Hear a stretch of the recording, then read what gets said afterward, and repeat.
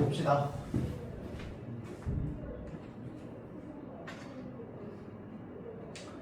요거 136페이지다 그쵸? 자, 그래서 원래 우리가 이제 요 시조라고 하는 문학의 형태는 이 유교 정신을 실현하기 위해서 이제 들여온 문학의 형태다라고 이제 배웠잖아, 그렇죠? 자, 그런데 이 유교 정신 실현은 사실은 누구만 하면 돼? 냉정하게 4대부들만 하면 돼, 맞죠? 특히나 조선 초기에는 더 그랬지. 왜냐면 조선 초기에 백성들은 한 몇십 년 전까지만 하더라도 나는 고려 사람이었어. 근데 갑자기 나라가 지 맘대로 바뀌면서 내가 조선 사람이 돼버린 거야, 국적이. 맞죠? 자, 그렇기 때문에 이 유교 정신을 실현하는데 그렇게 큰 뭐 목적이 없었습니다. 맞죠? 자, 그래서 4대부들, 당시에 이제 조선 초기에는 4대부들만 이 유교 정신을 실현하면 되기 때문에 상대적으로 시조를 쓸 줄은 알고 시조를 즐기기도 하지만 4대부가 아닌 사람들이 있었어요. 그런 사람들이 바로 이제 누구였냐면 이 양반들을 상대하는 기녀들 있죠, 기녀들. 이제 이 기녀들 같은 경우에는 여성들이 어차피 기녀들이고, 그래서 항상 검은고 타고 노래 부르고 악기 연주하고 시짓고 이런 것들만 하지 굳이 유교 정신을 실현할 필요는 없었단 말이야. 그렇죠? 자, 그러다 보니까 상대적으로 이런 기녀 시조들 같은 경우에는 어떤 내용들이 많이 나오냐면 인간 본연의 감정들이 좀 많이 나옵니다.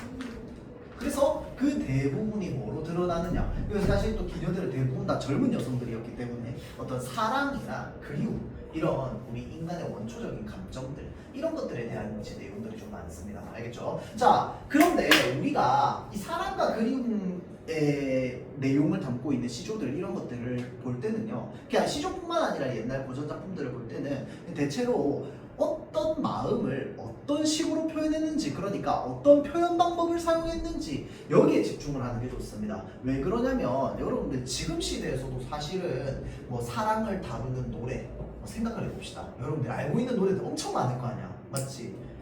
걔네들이 특별히 다릅니까? 다 비슷비슷하지 않나요? 다 비슷비슷합니다. 주제는 비슷해요. 뭐가 달라? 표현이 다르지. 맞잖아. 이별했어, 슬퍼, 이별했어, 너 잘 가라, 꺼져라. 다 비슷하잖아. 사랑하고 있어, 알콩달콩해, 불타올라, 좋아, 설레, 대부분 다 비슷합니다. 맞죠? 자, 그래서요, 다 비슷한데 그 와중에 어떤 대상을 어떻게 표현하는가, 그거 부분들을 우리가 좀 다르게 보면 됩니다. 알겠죠?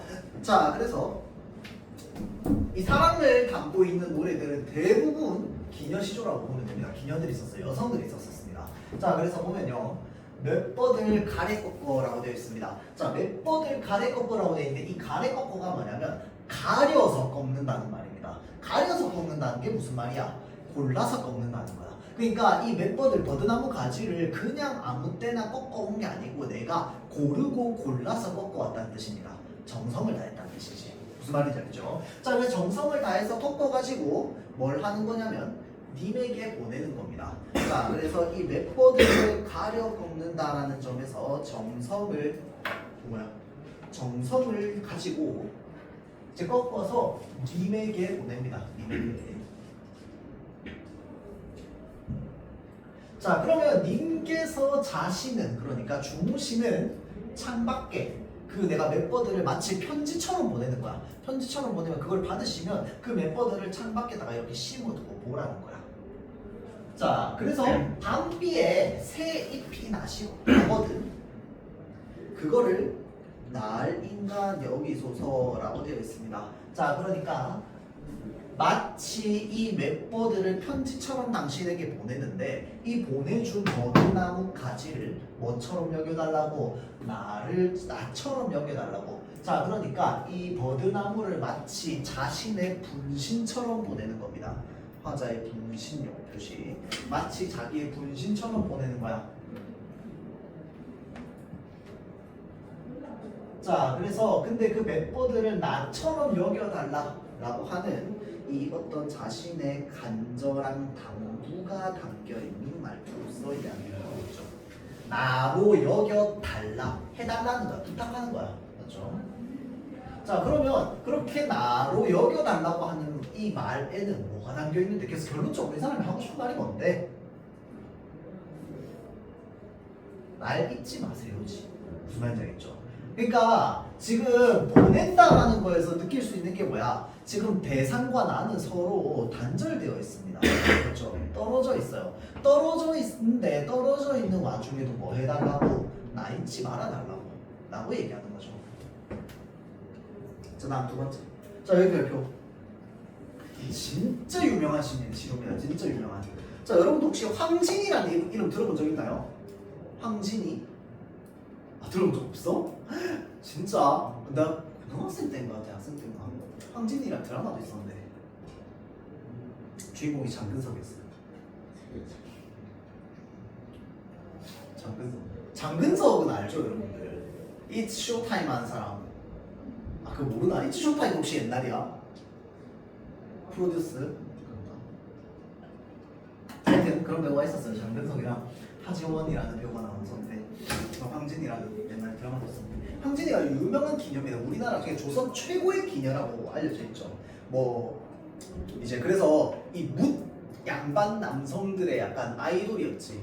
그러니까 만나고 싶은 사람, 같이 이 술 한 잔 마시면서 시를 짓고 뭐 노래를 부르고 싶은 사람, 약간 이제 그런 사람의 대명사였죠. 그래서 아마 이 조선 역사에서 가장 아름다웠던 인물이 아니었을까라고 추측하면서 동시에 글을 정말 뛰어나게 잘 썼습니다. 아주 뛰어나게 잘 썼어요. 그래서 이 황진이가 쓴 대표작 중에 하나거든요. 황진이가 쓴 글이 그래도 꽤 있어요. 꽤 있는데 그 남아있는 글 중에서 이게 지금 대표작입니다. 자, 그래서 이제 여기 이 시는요, 기본적으로 시조는 제목이 따로 없다고 했잖아요. 그렇지? 그래서 그냥 동짓달 기나긴 밤, 이게 그냥 제목입니다. 자, 그래서 이 동짓달 기나긴 밤이라고 하는 이 작품은요, 사실은 지금 현대인 우리가 읽더라도 아, 이 표현은 정말 세련된 표현이다 싶은 정도로 좀 잘 쓴 작품 중에 하나예요. 자, 봅시다. 동짓달 기나긴 밤을 이라고 되어 있습니다. 자, 이 동지라고 하는 날이 언제입니까? 1년 중에서 밤이 가장 긴 날입니다. 그렇죠?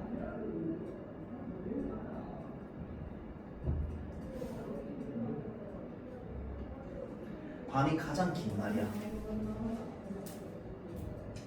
자, 그래서 이 동짓날에 기나긴 밤을, 긴 밤을 한 허리를 버혀내어라고 하는 건 베어낸다는 뜻입니다.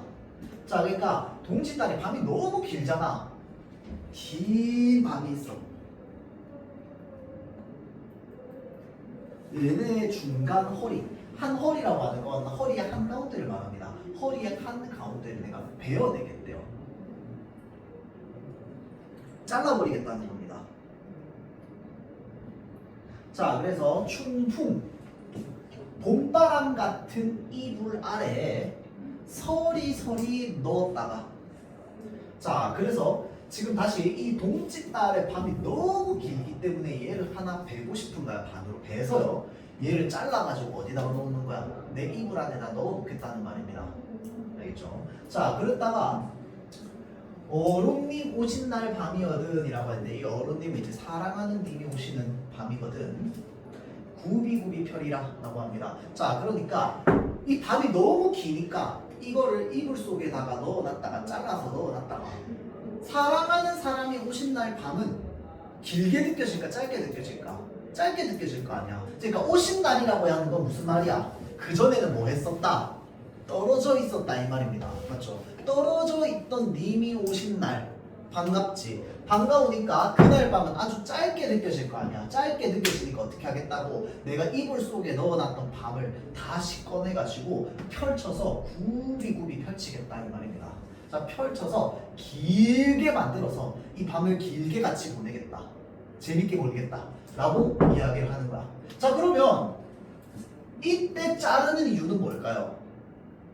빨리 지나갔습니다. 맞지? 빨리 지나갔으면 해서야. 그러면 화자의 상황이 어땠길래 빨리 지나갔으면 이라고 생각했을까?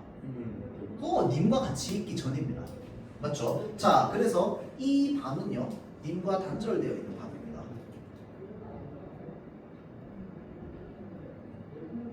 자, 그러면 이 님과 단절되어 있는 밤은 어떤 정서일까요? 외로움이겠지. 쓸쓸함. 자, 그런데 이 오신 날 같은 경우에는 이 밤은 어떤 밤이겠어? 외롭지 않은 밤이야.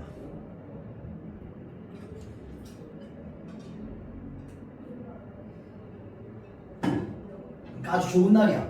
좋은 날이기 때문에 이 좋은 날을 길게 느끼고 싶은 겁니다. 맞죠? 자, 그러니까 이 밤을 잘라놨다가 이불 안에 넣어놓고 그날이 오면은 내가 길게 펴서 보내고 싶다라고 이야기를 하는 거죠. 자, 그래서 우리가 흔히 이 긴 밤이라고 하는 거는 실제로 얘를 자를 수 있어?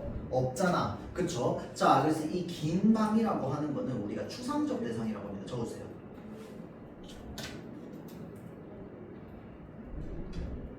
자, 근데 이 추상적 대상을요, 한 허리를 베어낸다라고 얘기하는 건 마치 만질 수 있는 구체적인 물질처럼 표현하는 거죠. 맞죠? 자, 그래서 이런 것들을 우리는 추상적 대상을 구체적으로 형상화했다라고 해서 구체적 형상화라고 합니다.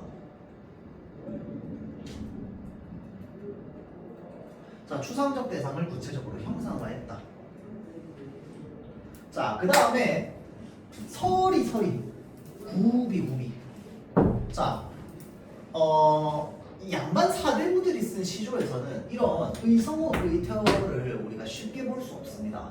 알겠죠? 왜냐면은 이 양반 사대부들은 이 유교 정신을 압축해가지고 이 세 줄 안에다가 담아야 됐기 때문에 이런 거 쓸 공간이 없어. 무슨 말인지 알겠지? 그런데 지금 기녀시조대 같은 경우에는 상대적으로 이 감정의 표현이나 이런 것들 훨씬 더 자유롭게 했다고 했잖아. 그치? 자, 그러다 보니까 이런 식으로 어떤 이 우리말의 묘미를 살리는 음성 상징어나 이런 것들을 훨씬 더 많이 썼습니다. 알겠죠? 자, 그래서 요게 이제 그때 당시 조선 사람들이 아 실제로 이런 의태어를 썼구나 라는 걸 알 수 있는 중요한 자료가 됩니다. 그렇죠? 자, 그래서 이 서리, 구비 얘네들이 우리말의 묘미를 살린 음성 상징어가 사용되어 있는 겁니다.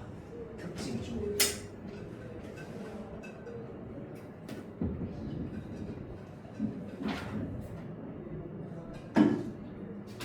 여기까지. 자, 다음. 청산은 내 뜻이요 녹수는 님의 정의라고 얘기합니다. 자, 그래서 청산은 푸른 산이라는 뜻입니다. 녹수는 푸른 물이라는 뜻이에요.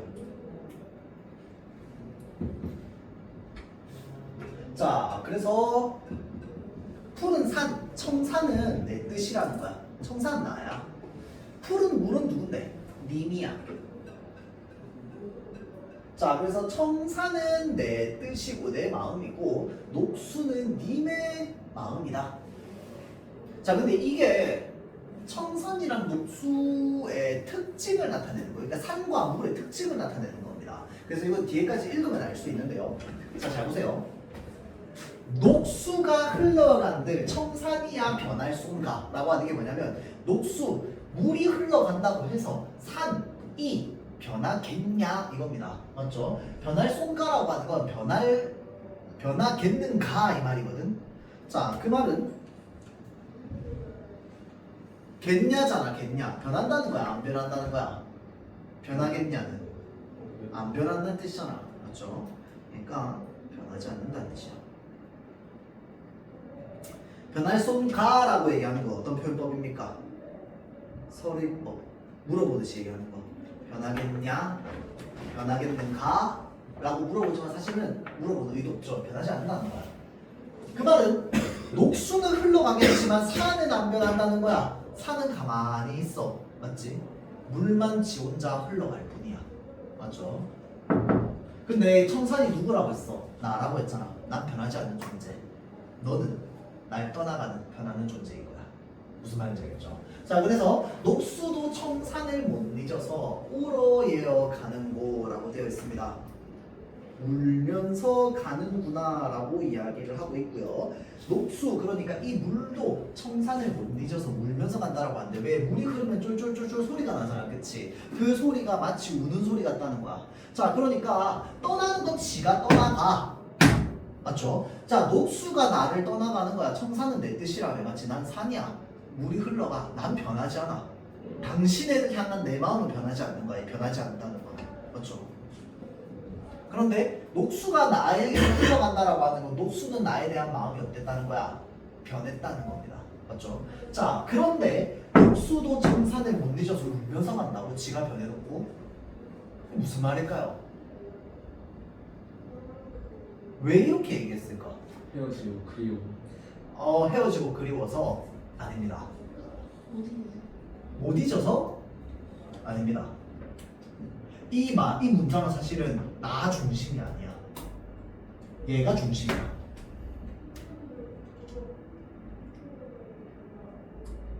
왜 이렇게 얘기했을까요? 난 변하잖아. 당신에 대한 마음이 나에게서 흘러간 건 물이야. 맞지? 그리고 물 같은 게 물이 당신 같은 마음, 당신의 마음을 물이라고 표현한 거잖아. 그러면 나는 안 변하지만 당신의 마음은 나에게서 흘러가니까 변했다는 뜻이잖아. 맞죠? 자, 그런데 그 변한 놈이 왜 울면서 가는데? 이유를 생각하면 안 됩니다. 이 화자의 마음과 연결지어서 생각해보면 어찌됐건 간에 여기까지 읽어봤을 때 화자는 일단 헤어지고 싶어 안 헤어지고 싶어? 안 헤어지고 싶어. 마음 변하지 않는다며. 맞지? 그 말은 녹수도 또는 흘러가는 당신이 울면서 갔으면 좋겠다라고 하는 바람이 담겨있는 겁니다. 이거 이해돼요? 울면서 갔으면 좋겠다고. 알겠지? 그 말은 나는 일단 내 마음 안 변하니까 떠나가는 당신도 나를 뭐 했으면 좋겠다? 그리워했으면 좋겠다 라고 하는 마음이 담겨있는 겁니다. 알겠죠? 자, 그래서 흐르는 시냇물도 정사를 잊지 못해서 울면서 흘러가는구나 라고 하지만 그러니까 물은 원래 흘러가면 소리가 나잖아. 맞지? 물은 원래 흘러가면 소리가 나니까 울어. 물은 원래 울어. 맞지? 그러면 이 물이 원래 운다라고 하는 걸 보니까 시냇물이라고 하는 이 녹수라고 하는 놈은 산에서 흘러갈 때 산을 못 잊어서 우는구나 라고 보는 거야. 무슨 말인지 알겠죠? 그런 자연 현상을 바탕으로 나에게서 떠나가는 님도 이 시냇물이 우는 것처럼 울었으면 좋겠다 라고 얘기하는 거야. 알겠죠? 자, 그 다음 시간이 없어서 일단 이 문제 한번 봅시다. 요거는 좀 살펴봐야 되는데 나와 발상 및 표현이 비슷한 거라고 했잖아. 그치? 물어보는 건 이 그 구체적 형상화에 대해서 물어보는 겁니다. 추상적 대상을.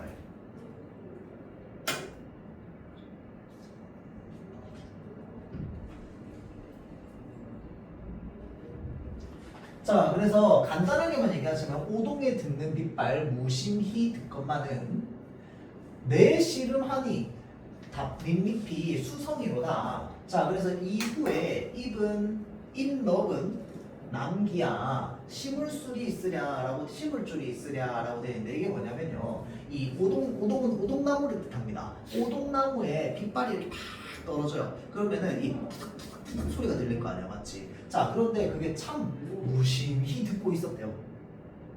자, 그런데 내 씨름 하니 잎잎이 수성이로다라고 하는 건 뭐냐면 빗발이 떨어지니까 모든 잎마다 무슨 소리가 들려? 빗방울 소리가 들릴 거 아니야, 맞죠? 자, 그러니까 그게 지금 수성이로다는데 이 수가 뭐냐면 근심이야, 근심, 걱정. 무슨 말인지 알겠죠? 자, 그러니까 이 잎마다 떨어지는 빗방울 소리마다 다 뭐라는 거야? 내 근심들이라는 거야. 무슨 말인지 알겠죠? 그만큼 근심과 시름과 이 걱정이 많다는 거지, 맞죠? 그러니까 이 후에야, 이 뒤에 잎 넓은 나무야, 남기야는 나무야라는 뜻이거든. 나무야 심을 줄이 있겠냐라고 하는 건 심겠다는 거야, 안 심겠다는 거야? 안 심겠다는 거야. 왜 안 심는데? 이렇게 잎이 넓은 오동나무를 심어갔더니 잎이 넓은 오동나무에 떨어지는 빗방울 소리 하나하나마다 나의 근심 같다는 거잖아, 맞죠? 그러니까 근심 없이 살고 싶다라고 하는 말을 이런 식으로 표현하는 거지, 돌려서. 그렇죠? 다음 두 번째는 뭐냐면요. 대붕을 손으로 잡아라고 되어 있는데 대붕은 그냥 큰 붕어입니다. 붕어를 손으로 잡아가지고 번갯불에 후다닥 구워 먹고 곤륜산 옆에 끼고 북해를 건너뛰니 태산이 발끝에 차여서 내각하더라. 이거는 이 자연 속에서의 모습입니다. 자연을 즐기는 어떤 풍류 같은 거. 자, 근데 얘네는 손으로 잡고 옆에 끼고 하는 것들이 전부 추상적인 거야? 아니야. 아닙니다. 얘는 다 구체적인 실제 사물들입니다. 맞죠? 곤륜산 실제 산 이름이거든. 대붕, 큰 붕어, 실제로 사물들 그 동물이잖아, 그치? 자, 그러니까 얘는 추상적 대상이 아니겠다, 그쵸? 자, 다음 2번 볼게요. 3번 볼게요. 전원에 남은 흉을 전나기에 모두 싣고라고 되어 있습니다. 이 전원이라고 하는 건 뭐야? 시골 생활, 자연 속 전원에 남은 흥이랍니다. 흥. 전나귀는 나귀를 드세요. 나귀, 당나귀 같은 나귀, 그렇죠? 나귀에 모두 싣고 계산 니은 일로 흠치며 돌아와서 아예 금서를 다스려라 남은 해를 보내리라라고 하는 건 뭐냐면, 자 지금 이 시골로 나가 있는 흙을 전부 싣고 온 겁니다. 알겠죠? 자 그래가지고 여기에서 이 금서라고 하는 건 책입니다. 책. 자 그래서 책을 다스려라 남은 해를 보내리라라고 하는 건 뭐야? 나 이 시골에 와가지고 책 읽으면서 행복하게 살겠다 라고 하는 이야기입니다. 자 그럼 봅시다. 나귀에 실제로 흠을 실을 수 있어요? 없어. 흠이라고 하는 건 구체적인 사물이야? 아니지. 추상적인 겁니다. 맞죠? 그래서 이 추상적 대상을 마치 짐을 싣듯이 싣는다고 했잖아. 그렇죠? 자 그래서 요게 이제 이 추상적 대상을요 모두 싣는다라는 점에서 구체화하는 겁니다. 정답은 3번이 되겠죠.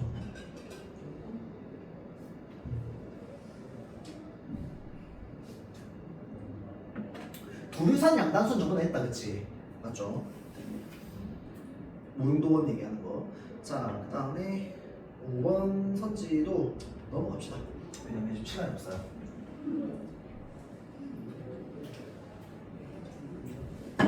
자, 이거 한번 봅시다. 산은 옛산이로대라고 하는 거 뭐야? 산은 옛날 산 그대로인데, 옛날 산인데, 물은 옛날 물이 아니로다 라고 하는 건 뭐야? 아까 청산독수랑 좀 비슷하다, 그치? 산은 그대로 있어. 근데 그 흐르는 물은 옛날 물이 아닌 거야. 흘러가니까. 맞지? 주야에 흐르니 옛 물이 있을 수 없냐라고 하는 건 뭐야? 주야는 밤낮으로. 자, 그러니까 밤낮으로 물이 흐르잖아. 멈추지 않고 흐릅니다, 물은. 맞죠?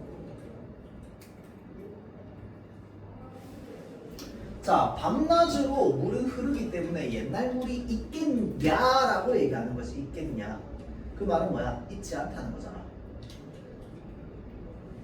자, 그래서 인걸이라고 하는 건 뭐냐면요. 그냥 인재, 훌륭한 인재. 이 훌륭한 인재도 물과 같아서입니다. 같아서.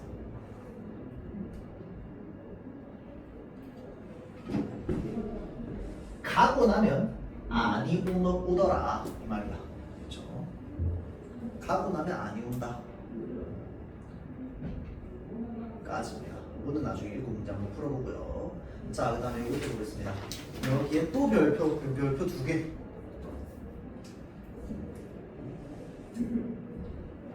자, 어제 내일이야. 그릴 줄을 모르더냐. 이 어제는 감탄사입니다. 아, 이거야. 내일이야. 내가 한 일이야. 그릴 줄을 모르느냐 라고 하는 건 뭐냐면 그리워할 줄 몰랐단 말이냐. 근데 이거 지금 누구한테 얘기하는 거야? 내가 나한테 얘기하는 겁니다. 왜냐면 내가 한 행동이기 때문에. 그럼 내가 한 행동인데 그리워한다라고 하는 건 내가 한 행동이 뭐라는 거야? 헤어지자고 내가 지금 얘기한 거야. 맞죠? 자, 그러고 나서 내가 그리워하는 겁니다. 그러니까 내가 이렇게 얘기하는 거야. 내가 한 일이야. 그리워할 줄을 몰랐더냐. 내가 그 사람을 보냈는데 보내고 나니까 그 사람이 그리운 거야. 알겠죠? 자, 그래서 있으라 하더면 가야마는, 그러니까 있으라고 했으면 갔겠냐마는 그게 뭔 말이야? 당신 가지 말고 나한테 있어라 라고 하면은 굳이 갔겠냐? 안 갔겠지. 제일 구태여, 굳이 구태여 보내고 나서 그리워하는 점은 나도 몰라 하노라. 나 왜 이러는지 모르겠어 라고 얘기하는 겁니다. 자, 읽으면 별 내용 없잖아. 그치? 근데 요게요, 이 제부태어가 사실은 앞문장에 붙어 있는 말인지 뒷문장에 붙어 있는 말인지에 따라서 주제는 똑같지만 의미가 살짝 달라집니다. 그게 무슨 말이냐면요, 얘를 이렇게 표시하고요, 이 말을 제구태여, 이 제구태여가 우리 지금 말로 하면 얘기하면 굳이 뭐 이거죠. 굳이. 자, 얘를요 여기에 붙이면은 어떤 의미가 되느냐? 있으라 했으면은 굳이 갖겠냐마는 이게 되겠지. 맞죠?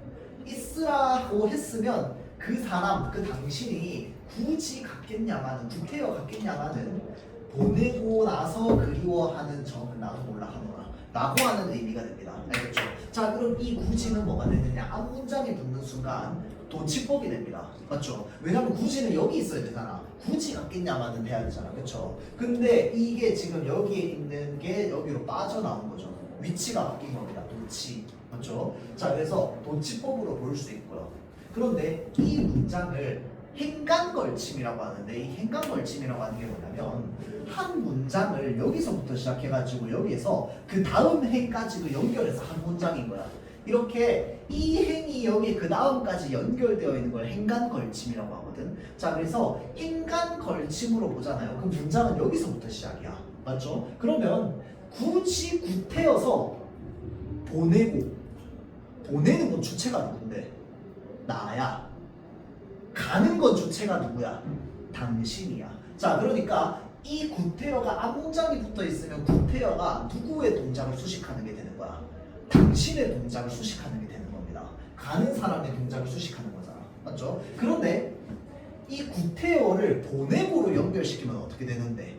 내가 하는 행동이잖아. 보내는 건 화자가 하는 행동이잖아. 화자가 하는 행동을 수식하는 말로 바뀌게 됩니다. 맞죠? 자, 그래서 구태여 보내고 나서 굳이 내가 보내고 나서 그리워하는 그 마음은, 그 점은 나도 모르겠다 라고 얘기하는 겁니다. 알겠죠? 자, 그래서 이거는 요 표현 때문에 좀 문제가 많이 나오죠.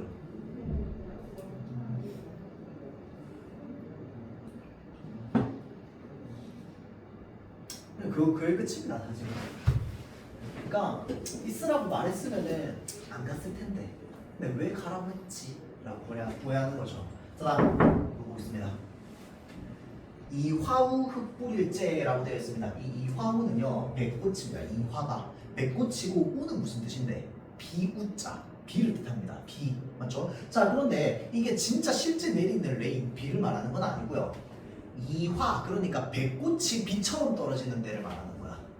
백꽃이 비처럼 떨어지는 때가 언제냐면 이제 한 봄 중반쯤이라고 해야 될까요? 그때죠. 그러니까 이화가 지금 시대로 따지면 벚꽃이랑 비슷합니다.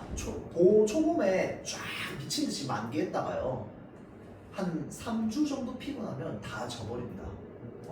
그래서 이제 질 때 어떻게 지냐면 벚꽃 치는 것처럼 미친 듯이 막 비가 떨어져요. 알겠지? 자, 그래서 이렇게 비처럼 백꽃이 떨어지던 시절에 봄날에 울며 잡고 이별한 님이라고 돼 있으니까 우리는 이 봄에 이별한 거야. 맞죠? 추풍낙엽이라고 하는 건 뭐냐? 가을바람에 떨어지는 낙엽이라는 뜻입니다.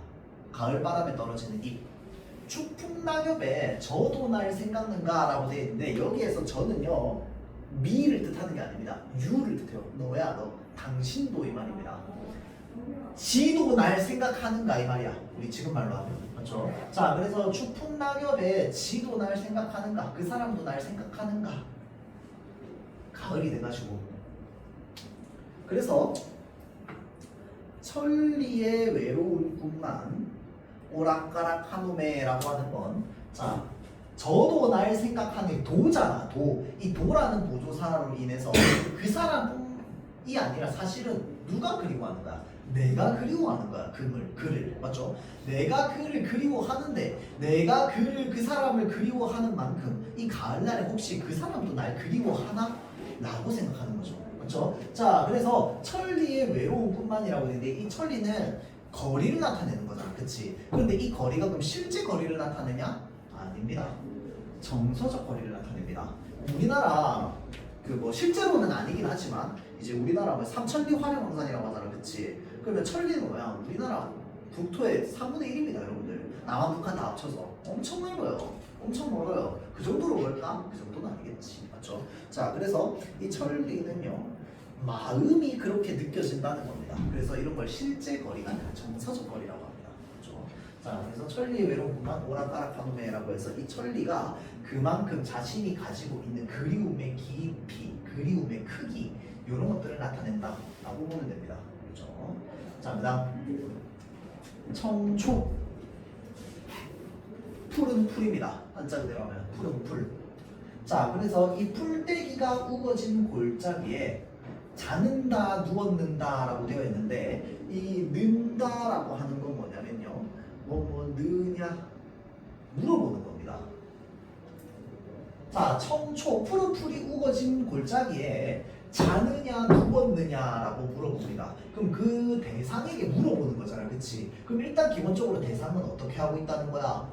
풀떼기 밭에 누워 있다는 뜻입니다. 그러니까 자느냐 누웠느냐 이렇게 물어보지, 맞죠? 근데 여기서 뭐라고 얘기하느냐?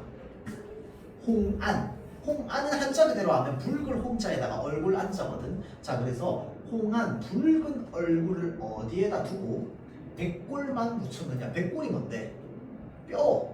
뼈만 묻혔느냐라고 얘기합니다. 자, 그러니까 이 사람 실제로 지금 내 앞에서 누워 있는 거야? 아닙니다. 어떻게 돼 있는 거야? 시체서?